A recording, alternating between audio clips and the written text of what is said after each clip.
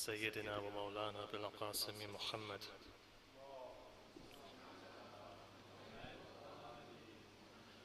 وعلى أهل بيته الطيبين الطاهرين المعصومين المظلومين الذين أذهب الله عنهم الرجس وطهرهم تطهيرا.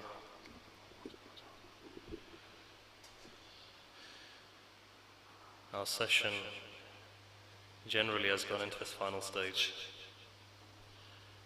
and with the nice weather I can see that most people are probably outside in the parks or slowly waiting for the time to elapse. And these last 2 days or a day, very difficult for people. And so hence I think it's a first timer that or at least we have people today. So for those people who are here today, know that, as we say, it's an invitation from God. And it's that special time whereby God forgives our sins. And again, we only have 24 to 40 hours left. And there's a particular tradition that says that a person who doesn't have his sins forgiven in this month, especially these last couple of days which are coming, then he's going to have to wait if God gives him life for another year to go. And so in this way you find that these couple of nights are very important, as the tradition says, as per the tradition, that Laylatul Qadr can be on 5 nights, 19, 21, 23, 27, which is gone, 15th of Sha'ban, and then again there's a tradition that says that the night of Eid is very important. It's nothing less than the night of Qadr. So for those people who are unable to utilize that night a couple of nights ago, know that you've got one more night coming, and then after that, be very careful how you tread. So 48 hours to go, 48 hours of hunger and thirst, and going by the weather outside, you're going to be very thirsty, because I know I am. Even though 27, 28 days have gone, I think first time today I'm actually feeling the thirst, thanks to the heat outside. And apparently tomorrow is 31 degrees, so final boost, and then after that you have Eid, and then the weather drops as well. So you won't be able to enjoy it. But anyway, let's have a last salat.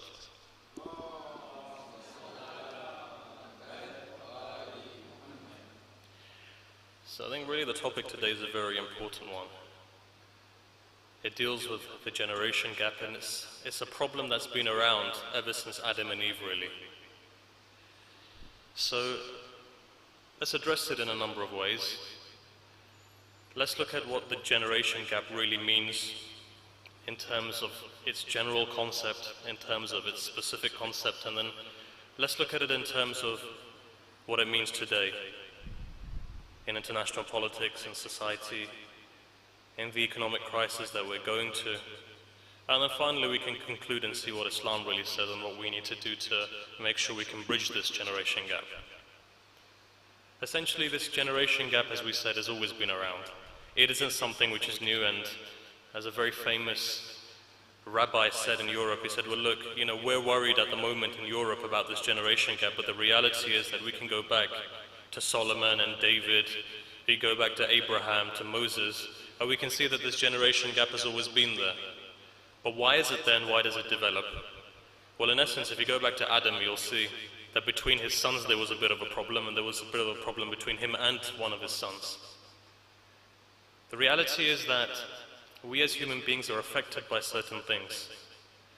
And the first thing that we're affected by is the society around us. So in the war of nature and nurture, you find that firstly it's your family traditions which are enshrined within you. But that isn't enough. The second thing is your society which you live around. Third thing is your education. So when these 3 factors come into play, what you realize is that you have been developed, harnessed, and perfected in a particular way. That's completely different to the way that your parents lived. Because your parents' experiences, their level of education and their culture is completely different to what you may be going through. And you can see this manifest within the Western world. Let's say your parents were raised in Iraq, in a particular time, in a particular political atmosphere. Those kids who are being brought up today, post-Saddam era, will be different to those people who were alive within the Saddam era, who were seeing the Saddam era. Politics plays a very big part. In essence, the environment around you, your education, and as you know, educations change. You speak to some of those parents who were here in this country maybe 30 years ago, they'll talk about the O-level system. We don't know what this O-level system is, we don't know what it represents. The fact that today they're talking about universities having evolved in a way that they're saying that, look, it's not even good now for so many people to go to universities because they've made so many different courses. You know, for example, how to clean the toilet course, and you know, how to look at personal hygiene course, and it's God knows how many different fields have been derived. And just coming here, I was listening on LBC, they were saying, well look, wouldn't it be good if less people went to university? At least we would have a streamline when it came to university courses. So as you can see, things are evolving. Open the television, and what you're seeing is the celebrity culture that we were talking about 2 weeks ago. That culture maybe wasn't there 50 years ago. You know, 50 years ago it was the hippie culture. It was the fact that you'd grow your hair long, and you'd grow your beard slightly longer, and everything would be peace and love, and you'd go into Asia, have opium, get completely stoned, and then come back maybe 6 months later. You don't find that anymore. You find that every Friday night, minus the beard and the hair. And as opposed to love, now it's war. But it equals to the same thing. So as you can see, there's an evolutionary process where our parents were, where we are, where our children will be, something completely different. So really, society around you makes you who you are. The culture that you live in and your education. In general, that's what it is. You start off at Adam. Adam was in heaven. His society was his wife and the angels. He came down to earth, and all of a sudden he's come into a physical realm with restrictions, limitations and pain. His children are brought up in this, and straight away there's competition between children. Adam hadn't seen any competition because he was the top guy. There was nobody else there. And so naturally what you found was, as process, as a development, was that two of his sons had a falling out. One of them, his son was on the right, the other one was on the wrong. But the reality is that there was jealousy there, and jealousy led to the death of one son. And from here you found that society was influencing. What influenced this one son? Well, you look around and you'll see in that period of time, you had Satan who came in a very strong way, and he influenced him. So naturally you're having a development process. After that you found Sheath. According to the traditions, Sheath got married. Certain traditions say that he got married to an angel. Other traditions say jinns came in a form and they married the children of Adam. And again, there's another tradition that says, well, they married between themselves, brother and sister. Nevertheless, as generation now spread, as humanity increased, you find that again there's another generation gap. And this leads all the way down to Idris. And from Idris you found the first worshipping of idols that took place. And from here again, as technology developed, as humanity developed, again there's a generation gap. Comes to Noah, and Noah has a number of sons. One of his sons reject him. Again, now what happens is, after the Ark of Noah, you have 3 sons who are alive, and these 3 sons are spread throughout the world. So one of them goes into Africa, one of them goes into Asia, another one goes into what is now East Europe, and you find that humanity now begins to develop. And as humanity develops, they don't know each other. So naturally, if me living in the United Kingdom was to go to Nigeria today and speak to a person the same age as me, you find that there would be a massive difference. Why? Because of our experiences, because of the culture, because of the climate, for many different reasons. So now us living in the same country, you find that there is a massive difference between us and that generation before us. Naturally it happens like this. So not only is there a generation gap, but you're finding that there is a gap amongst people and their understandings. Today what you find is that because of globalization, maybe we may have bridged it slightly thanks to Facebook and Twitter. And this is the new generation now, because maybe those kids who are now coming up, those 11, 15, 20-year-olds, and maybe some of you are 20-year-old, but that generation gap is now coming between maybe me and you as well. 10 years is making a lot of difference, 15 years is making a lot of difference. There is, speaking to a 16-year-old, they were like, well, you're much older than us. And I was thinking, well, it was only yesterday when I was 16 as well, so, you know, these hairs haven't gone white just sitting under the sun. But nevertheless, what you're seeing is that there's a development process. Technology is changing people. And so, naturally now, culture is evolving, education, which includes technology, and at the same time, the society which you live in. But how does that make us different? Why is it that this generation is completely different from other generations? Let's go specific now. let's look at us in the West. What you are finding is that we are maybe second or third generation Muslims living in the United Kingdom. In fact, us compared to Europe is completely different. If you look at the situation in Europe, Muslims living in Europe is completely different whatsoever. If you go to the United States and Canada, it's something completely different because they're not third, fourth generation. They're maximum second generation. And if you go into Australia, and if you go and look at the Lebanese community there, for example, they are second generation. It's different completely. You find that the center for Islam in the West is actually in London and in the United Kingdom. Where Islam has developed in the United Kingdom is completely different in the way that they're developing in Europe and they're developing in America. So what that means is that we are unique at this moment in time living in the West. We are unique in the Western world. We are central to Islam in the Western world, and we will in the future dominate the focus of Islam and where it's going in the Western world. And so therefore, there's a very big responsibility upon our shoulders to make that difference and to understand why there's such a big difference. You know, we'll see that in 1945, after the Second World War, you had a migration of Muslims coming from the imperial colonial countries coming to the United Kingdom. You don't see that in America. There isn't a shift in America. If you see the rise of the black movement within the United States in the 50s and the 60s, and the rise of the Nation of Islam, and the rise of the Black Panthers and the Islamic movements over there, that is a particular ethnicity and that's a particular political ideology. But you don't see the rise of Shiaism, for example, within those countries. And the reason why you're not seeing a rise of Shiaism, because Shias haven't migrated yet. In the same way, you find Muslims, indigenous Muslims, haven't migrated yet. So what you're seeing is that it's only later on, when there's a huge migration within this country, that then you see the rise of Islam within the Western world. Now, when you go into history, you find that there are three stages of migration that take place. First is after World War, so post the Second World War, what you're seeing is that post Second World War there is a migration which is taking place. After that you find within the 60s and the 70s there is another migration which is taking place, and then after that there is a benchmark after 1979, whether it's the rise of Saddam or the fall of the Shah. What you are seeing is that there is a third cycle of migration, and then after that, in fact, we can say that there is a fourth cycle of migration, which then happened after the year 2000, which marks tyranny and wars and oppression which are taking place in the world. So ultimately, there are three main cycles, but we can say that there's a fourth cycle as well, which is identifying where we're living and what we are now. This first cycle, if you address it, you'll see. 1945, right? After the Second World War takes place, there is an influx of Indian migrants who were Muslim and who were Hindu to come into this country. So the very first movement of Muslims within the Western world was found coming from India. And this is the same thing in the United States, because you had a movement of Sufism, Sufis from India, from the Chishti order, who migrated to India. And this is why you see a rise of Sufism in those days.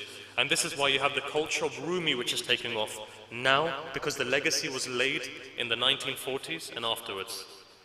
After that, when it comes into the 50s, right, there is a small shift now of individuals coming from Pakistan as well, because Pakistan at this stage hadn't been made. 1947 partition takes place, and after that the first 3 years are very crucial for that country. And then after that, in the 50s, you find that there is a shift, migration from Pakistan into the West, from Bangladesh into the West, right? Now, the first movement is in the United Kingdom. So at this stage in America, you don't find the shift there. In the UK, nevertheless, you do. And they come from rural areas in Punjab, which is northern Pakistan. Most of them were rural, and most of them were brought over to work into the factories, right? So now you're finding Islam on a very localized level. Because if you go all over the world, you find that Islam in itself is the spirit. What governs Islam is the culture. You know, a lot of times people say, well, our culture is Islam, we live according to Islam. Actually, you don't do that. Your culture is very much the indigenous culture that you've come from. So you'll find that there's a particular Islam which is a Pakistani Islam. You'll find a particular Islam which is an Iranian Islam. You'll find a particular Islam which can be a Lebanese Islam or an Iraqi Islam. This idea that Islam, well, you know what, our culture is Islam. It's not the case. From the way that you dress, from the way that you socialize, from the way that you talk to people, from the way that you get engaged and court people in universities, which are happening these days, all of this is cultural. None of it is to do with Islam, really. It's a cultural thing. Islam is a spirit, and your culture is what defines you. That's the reality of it. Islam tells you hijab is important, but it's your culture that tells you whether I should be wearing a particular clothing or a particular clothing. You go to, let's say, the Far East, you go to the subcontinent, they'll be wearing a particular type of dress. That dress has nothing to do with the way that the Prophet of God would dress. For example, if an Indian woman is wearing a sari, and she's got parts of cloth which are wrapping her, she can turn around and say, look, this is my hijab. And someone in Saudi Arabia can turn around and say, well, look, no, it's not the case, because I should be wearing this muzzle thing that many Saudi Arabian women wear, that the other women in other parts of Arabia may not wear. And in this way, you go to Iran and they say, well, look, no, it's the chador that you should be wearing, and you should be covering a part of your face. And this is hijab. Well, no. Hijab is something which is abstract. You need to cover your body, you need to be looking modest. It's your culture then which governs it. Now let's look at converts who are coming into Islam, and you'll find that the way that they will dress, baggy skirt, for example, a hijab or a face covering or a veil, and a baggy shirt. And if they were to go to somewhere like Iran, let's say, they say, well, look, you're not doing hijab properly. If they were to go to, let's say, Pakistan, they say, you're not doing hijab properly. But they'd say, no, according to the criteria, we are doing hijab properly. And so in this way, what you're finding is that culture makes who you are. The clothes which you wear. Go to Afghanistan, right? If you're wearing a trouser and a shirt, they'll say, you know, that's haram. So why? Because you're imitating the West. You take that very same trouser and the shirt and you go to Tehran, and they'll say, well, look, this is our dress code. This is the way that we dress, but we're dressing very modestly. Now, I'm not saying that now that you've come into the UK, you can walk around in a pair of Speedos. It's not the case. And I remember, this thought comes to mind actually, I remember a couple of years ago, I was in Qom at the time, and a couple of brothers had come to live with me. And so they were from America, United States. They were originally Iranian, but they were from the United States, and actually turned out that one of them I was related to somehow. But anyhow, so he came over and he's studying. He spent 7 years in Ayatollah Mujtahidi's madrasa in Tehran, and he came over, and first night he lived sleeping there, and I remember waking up for Fajr, and I'm like, dude, you know, it's Fajr time, get up. And obviously you adopt the dude because they're from America. And this guy comes in his boxer shorts and he starts praying. And I'm like, look, you're standing in front of God, maybe you should be wearing something decent. So the next day he comes in YSL boxer shorts and he says, well, look, is that decent enough for you? So afterwards, I know he was taking the mick at the time, but we started talking, and he said, well, look, you know, God is saying to cover up, right? And obviously he's studying Bath al-Kharij now, so he's very close to ijtihad. But he's very westernized as well. He's very kind of cultural, so to speak. He says, well, look, you know, God is saying cover up, and I'm from LA actually. And you know, we bop around in our shorts all the time, so if I'm standing in front of God, God can see me naked anyway, and this is what the Shari ruling is, so I'm going to pray in my boxer shorts. I said, oh, fine, whatever it is, you could do whatever you like. So, as you can see, this is culture. Now, if you were to do that in front of anybody else, I'd probably beat you up or kind of put you in a mental home, but the reality is that culture is something which molds you. And so in this way, the Islam that we have is very cultural. 1945 comes along, World War II happens, right after that there's an influx, right? Independence, there's many countries crying out for independence. And what you find is that there's Indian migrants, first to come in the 1940s, late 1940s, most of them actually go to Scotland. And this is why you find that there are 4 generations of Scottish. So you get this Asian guy with a very strong Scottish accent, and you ask him and you say, look, where are you from? And he's like, well, I'm Scottish. So where are your parents from? They were born in Glasgow. What about their parents? They were born in Glasgow. What about their parents? Well, they migrated somewhere in India, but I don't know where. So in this way, then the 50s come along and there's a migration from Pakistan. 60s come along, then you find that there's a migration from the Arab states. But at this stage, what you found was Islam was very cultural. And when that first generation of migrants came over, when their kids were growing up, what you found is that many of their kids went off the track because the only thing that they had was their culture. Their Islam was their culture. And because of this, they had no groundings and no kind of background when it came to Islam. And this is why if you go back into the 70s and you speak to many of our Khoja brothers, you'll find, and many of them have told us, that in the 70s you had Mr. and Mrs. Eid competitions. And both of them would sit down together and there would be a bit of a disco afterwards. And this was something which was taking place because it was very much cultural Islam. And the same way the Pakistanis were doing, and the same way the Iranians were doing, and the same way a very small migrant of Iraqis were also doing, that it was a cultural kind of Islam. They would also go to parties, but they would also uphold their culture. Come a shift, 70s came along. You have 3 things which takes place. You had the rise of Musa Sadr in Lebanon.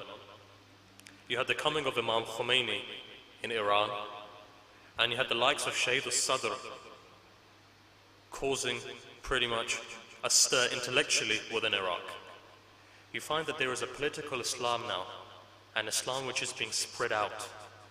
You found the success of Islam came towards the late 70s. You found that in Lebanon the Shias became a power. Those Shias who were cleaning toilets for the Christians and the Sunnis, Musa Sadr in the space of 10 years had come along and he had revived this nation. He'd given them this idea of identity. He'd shown them that you have value. And from there you found that the teachings of Ahlul Bayt were put into the people.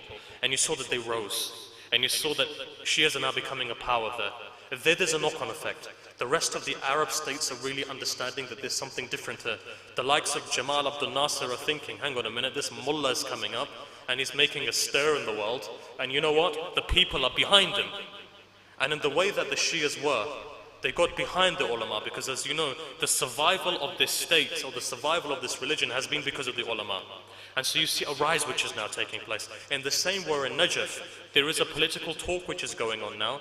There is a revival now of Islam. And what you are seeing then is that Islam now is becoming less, in a way, less cultural and more Islam in terms of its teachings.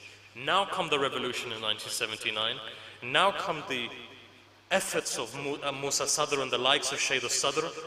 Post-revolution now, what you are seeing is that you are seeing Islam now which is less cultural and Islam now which is to the book. And so this is why you have that those migrants who came in the 40s and the 50s and the 60s, what you found was that when they came, they had a cultural Islam which goes back to their countries and their roots, but their children were in the nightclubs. And their children who were marrying, let's say, non-Muslims, and their children who were having alcohol, and their children who had no idea what was taking place. You know, you speak to some of those guys for 40s and 50s, that lost generation, and what you will see is that it was a lost generation. You go to some of the mosques today, those kids who are 10 or 15 who migrated in the 60s, let's say, in the 70s, they were a lost generation. If this generation came back, it was after the revolution in 79, and it was because of the efforts of the likes of the Sadrs, who actually did something. And so now the migration which took place in the 70s, you found that that was more religious. And those individuals were more religious, and because of which you had an Islam, hijab, and a way of life Islam was becoming. And if you look at hijab, right, post-1979, UK, which we're living in London, hijab was non-existent. Wherever you were from, whatever background you were from, you didn't find it.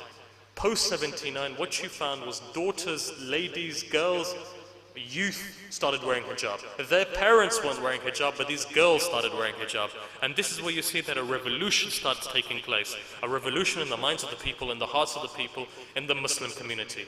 If there was a revival, if you see this revival, you found that this revival then came in the 80s, late 70s and 80s now, which is developing. If you talk to many people, even within Iraq, they'll tell you that the ulama in Najaf and Karbala may have been different. But if you went to Baghdad, right, the hijab wasn't there. If you went to Hilla, the hijab wasn't there. It was very cultural Islam. But right after that, right after the likes of Syed al-Sadr, right after this idea that, look, we have to fight for our survival, we have to fight for the Shiism, we have to fight for this idea of Ahlul Bayt, coming in of Saddam, you found that religion now begins to spread. And there is this idea of religion which is spreading amongst the Shia communities. Now, Sunnis, their development is different. But if you look at the development of the Shia, you find that they are now becoming more religious. There is a religious development which is taking place throughout the Middle East, whether it's in Lebanon, whether it's in Syria, whether it's in Iraq, whether it's in the eastern province of Saudi Arabia, whether it's in Iran. This knock-on effect is going into Afghanistan and is touching Pakistan and is going all the way to Malaysia now. That the followers of Ahlul Bayt are becoming now different, they're becoming united. Almost that there is a religious awakening, religious education which is being spread.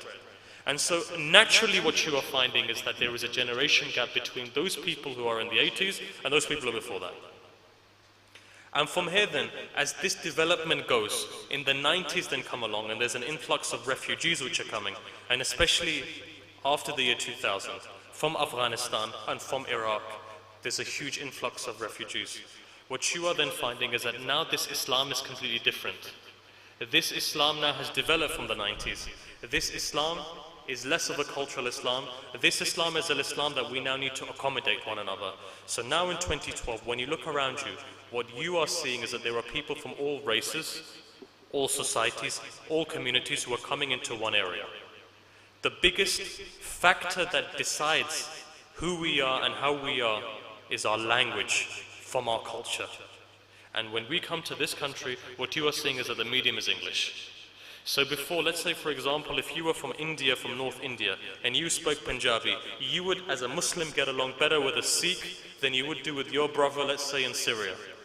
And in the same way, so if you are Khoja and you speak Gujarati, you would get along with a Hindu much better because of the language. And if you are Syrian Christian, you would get along better with an Iraqi Muslim because of the language. And in the same way, if you were Persian Baha'i, you would get along much better with a Persian, let's say, Jew than you would do with another person, Baha'i from, let's say, Europe. So in this way, the deciding factor now is language. Now that you've migrated and come to the United Kingdom, not you guys, but just generally Islam, what you are finding is that whatever your culture is back home, and whatever your language may be, there is a language now which is coming into play, and that is English, and that's what's defining you. So not only is there a generation gap in terms of you and your parents, but also now there is a wider generation gap which is coming, engineered because of culture and language. Those people who are coming from the East, you find that there is a generation gap based upon circumstance. So those people who, let's say, lived in the time of King Faisal in Iraq, their children in the time of Saddam would be completely different, because they've seen kingship. The atmosphere was different, the society was different, the people were different. But there's two things which is common: language and culture. Those people have migrated in this country. What you're finding is that your culture is being developed by the Western culture, and your language is the English language. So there is naturally now a development process which is taking place, which is a massive divide. And this is what now takes us to Europe. And this is what, for example, a month ago, in the European Union they were talking about. They were saying that where we are standing today is at the cusp of civilization. And the reason being is that we have so many ethnicities and so many ways of life which have come and divulged into Europe. So the question is this: what is European culture? Europe is finding it difficult, the UK is finding it difficult. What is British culture? It's difficult for them to define it. Today they're saying, well, what is British culture? All we know is the favorite or the most favorite dish that we have in the UK is curry. You know, is that European culture? Is that UK culture? If you go to, let's say, for example, Brussels, you find Moroccan people upon Moroccan people. People from Brussels, Belgium, the favorite dish is becoming Moroccan food. The UK now, if you look at any of the statistics, the most famous food is curry. Vindaloo and chicken tikka masala. That's what the most important thing is now to a person who is English when it comes to eating something. So now even the West is finding it very difficult to actually decide what is our culture. So now when you look at Muslims who are migrants by nature, you are Muhajir by nature, you've been migrating in the last 100 years, maybe 3 different countries, maybe 2 different countries of migration. So now the question is, what is your culture? What defines your culture? And this is a question in Europe. What defines culture? We've got different languages. But the one thing that we are united is the English language. We've got different ways of life, but the one thing that we are united behind is our language. And so really we haven't seen this. If the argument is, let's say for example, if the argument is that this generation gap has always been there, since the time of Adam onwards, what we are seeing today is something which is very much unique. And the reason why it's very much unique is because we haven't had this kind of migration ever. We haven't had this kind of diversity ever. We haven't had this kind of meetings of worlds ever. And on top of all of that, we've never had media the way that it is. We've never had satellite the way that it is. We've never had internet the way that it is. Many philosophers, if they were alive today, even those ones who died in the 90s, early part of the 90s, they would change many of their theories based on the fact that we have the World Wide Web. And on top of all of that, in the last 7 years, we have something which is known as Facebook. And that has destroyed all forms of culture from left to right. Those parents who have been born in this country who are 40 years old cannot get along with their kids who are 20. You know why? Facebook. Destroyed everything. Those guys who are 30 and whose kids at the moment are 7 and 8, they can't get along with their kids. Not get along in a way, but there's a big disparity when it comes to understanding. And so no, when it comes to understanding, there are many factors in play. As we said, culture is one of them, society which you live around you is another one, and your education. And so today what we are seeing is a massive gap, a massive divide, which has never been before. So how do we deal with this? Because you know what? The same problem is going to come onto us as well. You know, we may be in our 20s today, but you see some of those kids, so you got married at the age of, let's say, 18. You're 30 now. How old is your child? He's 12 years old. Will you be able to understand them? You're thinking your youth, but they're thinking, oh, my old man. And no, every kid is like that, you know. Notice with all children, they always look at their dad as old man, but their uncle is always young. So I remember speaking to one guy, he says, look, you know, he said to me, he said, well, you're looking quite young. He says, look, I'm the same age as your dad. The difference is for my kids, I'm old, and for your dad, you recognize him as old, but you see me as young. And so everyone, they look at their parents as being old, but they look at the uncle over there who's coloring his hair in, and who's looking kind of young. He says, well, that guy's young. So in this way now, there's always going to be this divide whereby your older man is always going to be old man, however trendy you get. Even at the age of 45, if you're wearing that Versace suit, it'll be, look, my old man is trying to look young, whereas everybody else will say, look, he is young. So how do we bridge this? What do we do to bridge this gap? And why is it important to bridge this gap? Let's look at it very quickly on two levels. One is in the society that we live in. The biggest problem faced in Europe is this, that the elderly generation population is increasing. If you look, you find that we're not giving birth to too many kids. So what you're finding is that that's decreasing in one way, and the elderly are increasing in terms of their age. The average age is 65, which is working age, but you find that a huge cross-section of our society is actually over 65. You know, the only country in the world where you find more youth is Iran, that 70% of its population is under 40. But if you look at Europe, you're finding it's becoming a very aging community, very aging society. And the other problem is this, that the idea of social work, selfless work, is now going out of the window. So what you will find tomorrow is that you'll find these elderly generations which are developing, you'll find that they won't have anyone to support them. And this is the big problem that Europe is facing. Because Europe has introduced this idea of individualism. Individualism is good, but not extreme individualism, whereby everything is me.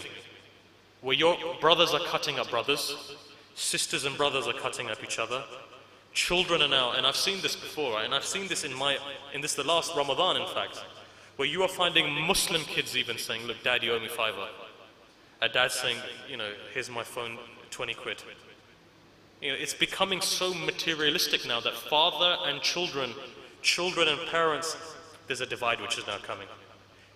Now let's go back to the narrations of Akhir al-Zaman and see. The idea that elderlies will lose mercy upon children, and children will remove or lose respect for their elderly. And in this time and age, you find that the curse of God will be upon the people.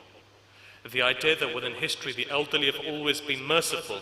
They've always shown rahmah upon youngsters. And what you are finding is today that the elderly have lost that. They have no patience whatsoever for children. And in the same way, you're finding children now are becoming very disrespectful to their elders. And so what you are seeing is that within this materialism that the West has basically spun themselves into, they're having a big problem, and they're saying we've got a social crisis. And this is authentic because, you know, and people will ask, will say, well, what's your evidence on that? Well, President Barroso directly said it in a room. I was sitting here, he was sitting over there. He says, we are going through crisis because we've never ever understood this crisis. And I think this is important. We never understood that there was a social crisis. We never understood that there was an economic crisis. And I'm hearing this with my own ears. This is something which is second-hand information. That leaders within Europe are worried today that because in the last 50 years we haven't given any emphasis whatsoever to our society, everything has been capitalism and materialism. What we have is there's no development now. There's no ethics within society. There's no development of our youth now. So now I'm stuck. because I know that 10 years down the line I'll be old as well and my children won't be taking care of me. And this is where Islam comes in to say. This is the era of Islam. This is where Islam says that we have solutions for everything. This is where Islam says that, look, if the West is finding economic problems and social problems and all sorts of problems, this is where Islam can come forward and say, look, we have the solution for this. Because the very first thing that our Prophet taught us was ethics, morality, akhlaq. And akhlaq starts off in the house and the home and spreads into society. The very first pillar of the Islamic government is security. The idea that a man and a woman can walk at 2 o'clock at night time and not be harassed. The idea that you are free to walk, free to talk, all forms of rights are there for you, that you're not scared. Today when you look at Western society, or where I come from in South London, you walk down 10 minutes down the road into Brixton, right, after 9 o'clock at night time, and what you will find is that you're very scared. You go into Peckham today and you can hear shootings going on. So the reality is that we living in London, in the cusp of the world, and what you are finding is this, that security is left. People are feeling terrorized, people are feeling scared. The very first thing in an Islamic government, security in society. Second thing, the idea of helping one another. Your neighbors, who are your neighbors? 40 houses, horizontally and vertically. 40 houses left and right of you, forward and backward of you. Those are your neighbors. Go back to the tradition and say, if your neighbor is hungry and you're eating and your belly is full, you're not a Muslim. So this idea of social development has been already told by Islam. And it's said from the very beginning that, look, you've got to help your neighbors. You've got to help your parents. You've got to develop this family system which you have. You've got to make sure that your parents are happy. You've got to make sure that a person who has offended his parents, they need to go to their parents and ask for forgiveness. Because as you know, there are certain sins which manifest itself in your life. If your life is going rubbish, ask your parents if they're happy or sad with you. Many of the ulama of akhlaq will say, if your du'as are not being accepted, go to your parents and ask your parents for forgiveness and ask your parents, are you happy with me? If your mother and your father are happy with you, Allah is happy with you, despite the fact that Allah will say that, look, he's a sinner. But Allah covers your sins just because of the fact that your parents are happy with you. So today, even though there may be a generation gap, and maybe my old man is very old and he doesn't understand me, and Dad, you don't understand anything that's happening today, because you know, you're from a backward mentality. And look, this isn't Iraq anymore, this is London now. It's not the case. Me as a Muslim have been told that I'm not even allowed to say anything that's going to offend my parents. Even if they're wrong, there is a way of saying it. In fact, there was a story where there was this old guy, right? And all of his life he spent working. And so he comes to retirement age and he says, look, I'm retiring now. And he would say to his son, you know what, why don't you get me that Mars bar? And it's 10p. And his son would take the 10p and he'd go, and obviously Mars bar's like 50p or something now. Come back and he said, Dad, here it is. And here's 2p as well. His dad would be very happy. He says, look, you know what, I've saved 2p as well. He says, you see, I told you, 10p is 8p. And again, the next day he said, look, here's 10p. And he would say, look, why don't you buy me a Mars bar? And he says, look, get me a bargain. And if you go to that shop over there, you'll get a bargain. You'll get it for 10p. And the son would come back and say, look, Dad, here's 3p. You got a bargain. Dad would be really happy again. Somebody came up to the son and he said, well, look, you know it's 50p, right? 59p. Because why are you not telling your father this? He says, the reason being is that I know that God will be happy if my parents are happy. And I know my father isn't stupid either. My father knows that the price of Mars bar. But I'm milking his ego, so to speak. And you know what? It's allowed to do that. You're allowed to do this. In a way, you know when you find good children, right? What's a good child? You know how every kid knows how to, your dad comes home and you're thinking, look, you know what, I want to get a car out of my dad, now how do I do it? He says, well look, the strategy now starts.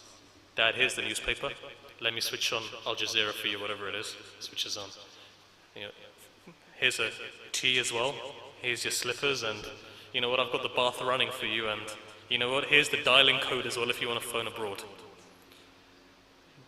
Half an hour later, Dad's like, okay, so what's the story now? Come on, tell me. What is it that you want? Says, Dad, you're looking really young today. It's like, what is it exactly that you want? And go on. He says, Dad, you're looking really fashionable today. And even Mum was saying you're looking really nice. Right, whatever it is, you can have it. He says, look, I want a car. Here we go, here's a check.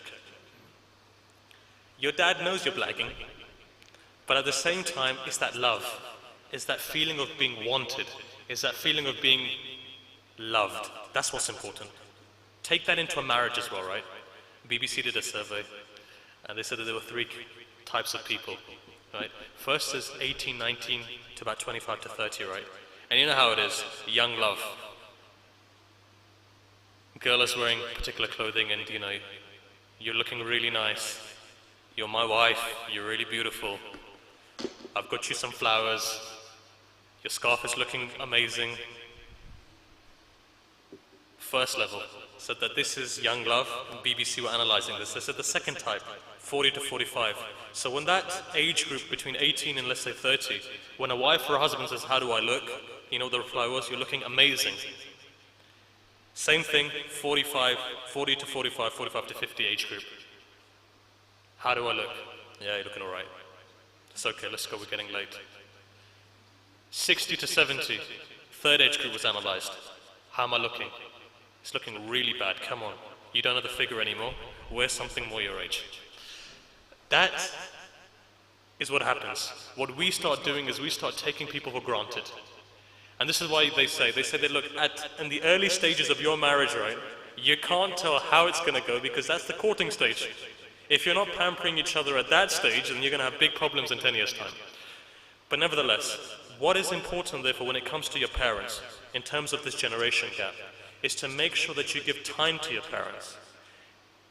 If you do that, it will be reciprocated. There is a cycle you'll find within human law, within physical law, within God's law, that the way that you treat your parents, in the same way your children will treat you. If you give them the time, if you pamper them, if you help them, if you aid them, if you help them when they're older, and if you don't say off to them, you're not rude to them, you're very patient with them, you will find that when your children come forward, the same thing will happen. So what is important for us, really in a nutshell, as you've seen that, you know, there's a huge generation gap at the moment, there's a huge cultural gap at the moment, there's a huge gap all round at the moment. How do we bridge this? The best way to do it is to become selfless and to give other people the time of day. It's not about me anymore. It's not about my feelings only. I want to see what about their feelings? What about other people's feelings? What about what other people want? And this is a formula that everyone can use. That I would want to, you should treat a person in the same way that I want to be treated. If we remember this golden formula, what you find is that whatever gap it is, you end up bridging. Because what you are doing is you're listening to somebody. The very first time when you meet somebody, you don't understand them. But how do you bridge that gap?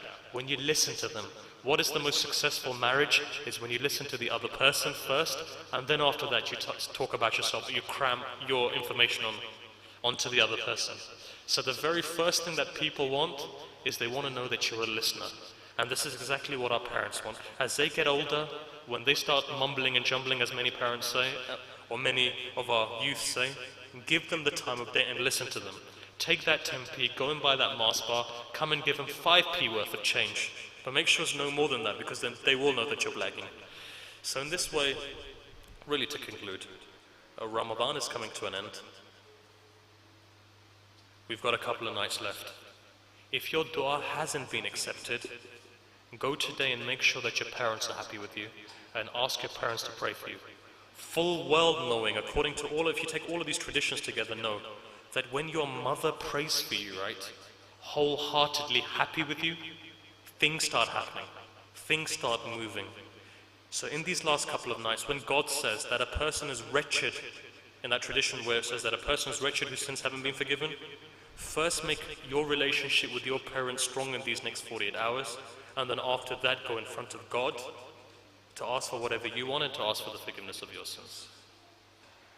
If there are any questions in the last minute or two before prayer time, we'll